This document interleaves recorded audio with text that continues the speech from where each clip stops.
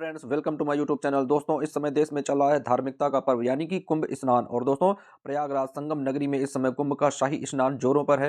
अपने देश से क्या दोस्तों, विदेशों से बहुत सारे श्रद्धालु पहुंच रहे हैं और इस कुंभ में आस्था की डुबकी लगा रहे हैं। तो दोस्तों, आइए हम लोग देख लेते हैं कुंभ मेले से जुड़ी कुछ महत्वपूर्ण जानकारियां। तो फ्रेंड्स, देख लेते हैं कि कुंभ मेले का सबसे प्रथम आयोजन कब हुआ था।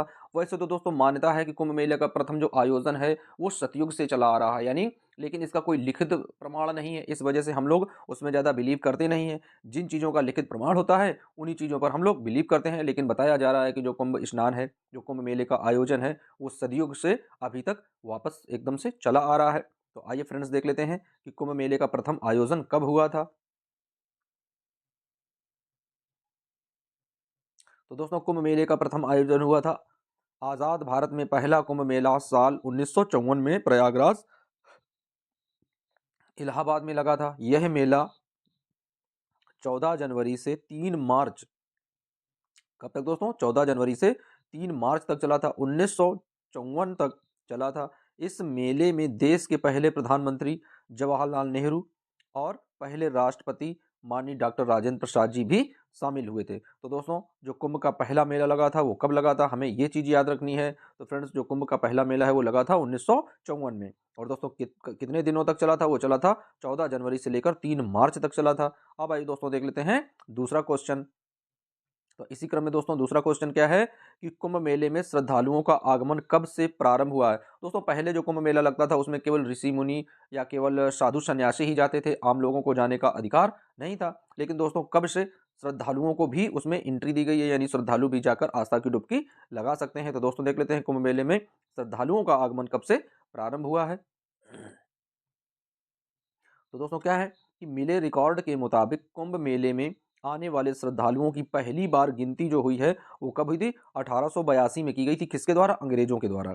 यानी 1882 में जब कुंभ मेला लगाया गया था तो अंग्रेजों ने उसकी गिनती की थी। लेकिन जब आज़ाद भारत में लगा था तो वो लगा था 1954 में। दोस्तों, मेला तो बहुत समय पहले से कुंभ में लगता आ रहा है। तो जो सबसे पहले अंग्रेजों ने जिसकी गणना की थी वो की थी 1882 ईस्वी में। अब आइए फ्रेंड्स, देख लेते हैं next question. Friends, next question दिया गया है कि प्रथम कुंभ आयोजन में कितना खर्च आया था।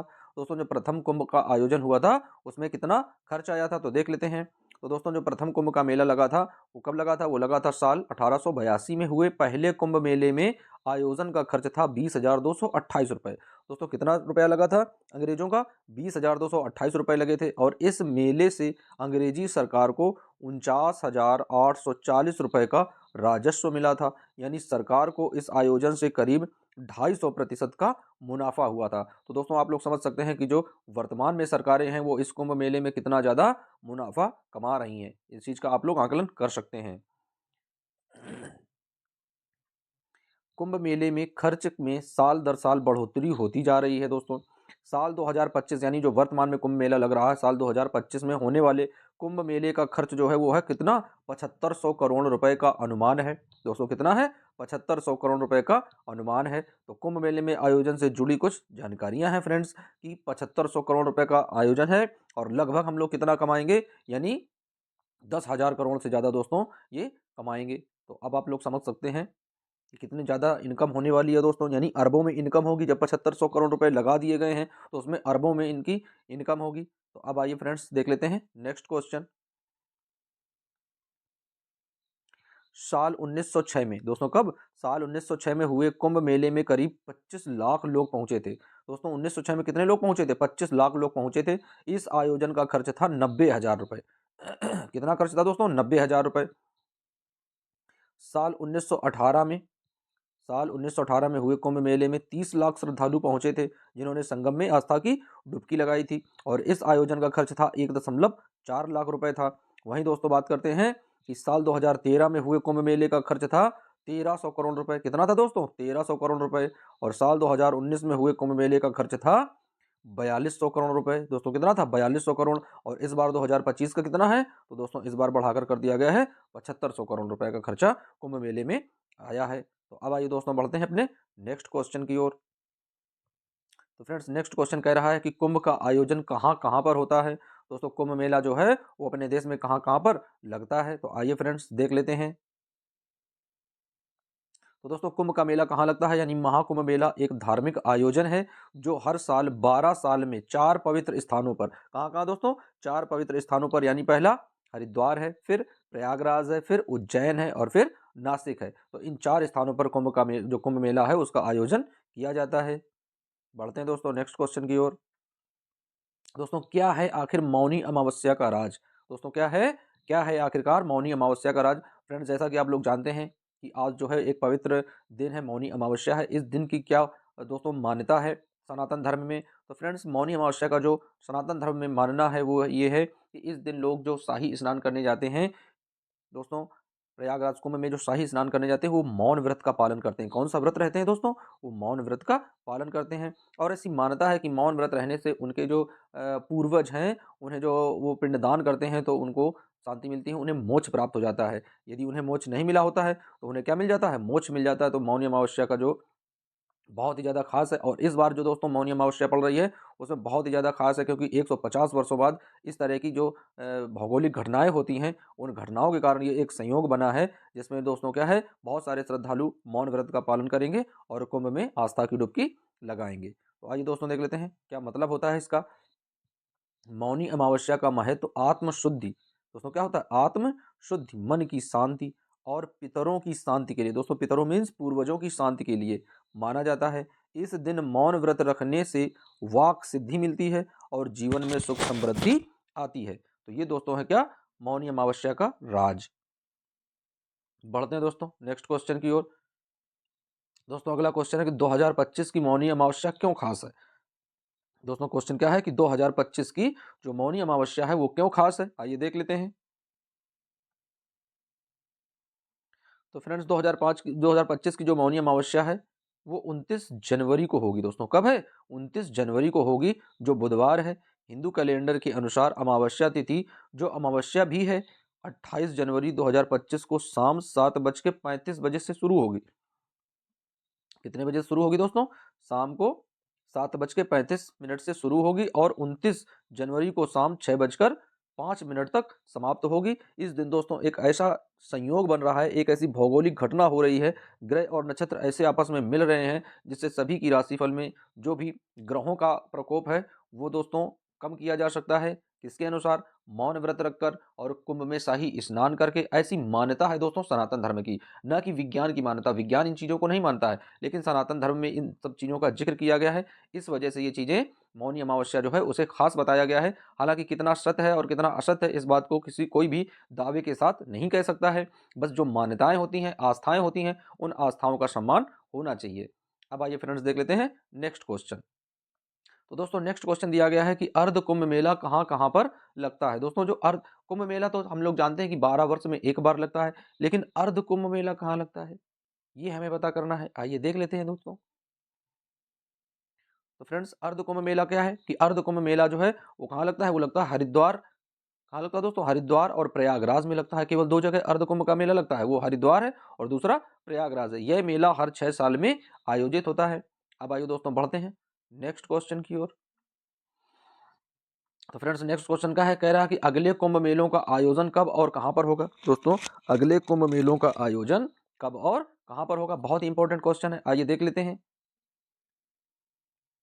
तो अगला कुंभ मेला 2025 में दोस्तों क्या है, जो अब इस बार का है 2025 में, वो प्रयागराज में आयोजित हो रहा है। इसके अलावा हरिद्वार में 2028 में लगेगा, उज्जैन में 2032 में लगेगा, नासिक में 2036 में कुंभ मेले का आयोजन किया जाएगा।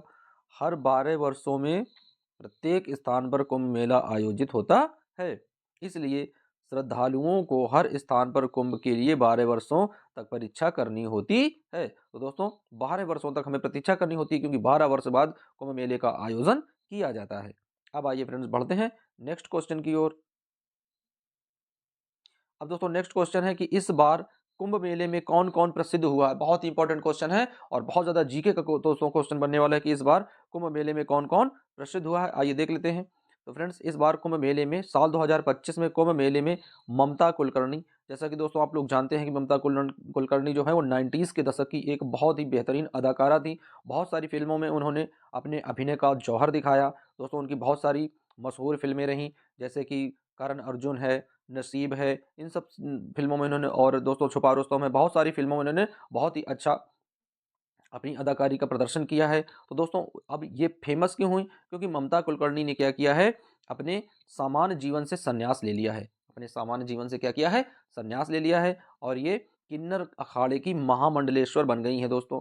कौन से अखाड़े की? किन्नर अखाड़े की ये महामंडलेश्वर बन गई हैं। तो इस वजह से ये क्या है, लाइमलाइट में आ गई हैं दोस्तों। वैसे ममता कुलकर्णी अभी तक विदेश में थी, इनकी बातें ज़्यादा दोस्तों होती नहीं थी, उनको कोई टीआरपी नहीं मिल रही थी, इनकी कोई सुर्खियों में भी नहीं आ रही थी। लेकिन अब क्या हुआ, जब ये किन्नर अखाड़े की महामंडलेश्वर बनी तो ये टीआरपी में आ गई, यानी ये करंट न्यूज़ में आ गई। तो इस वजह से ये भी प्रसिद्ध हुई हैं। और दोस्तों कौन प्रसिद्ध हुआ है?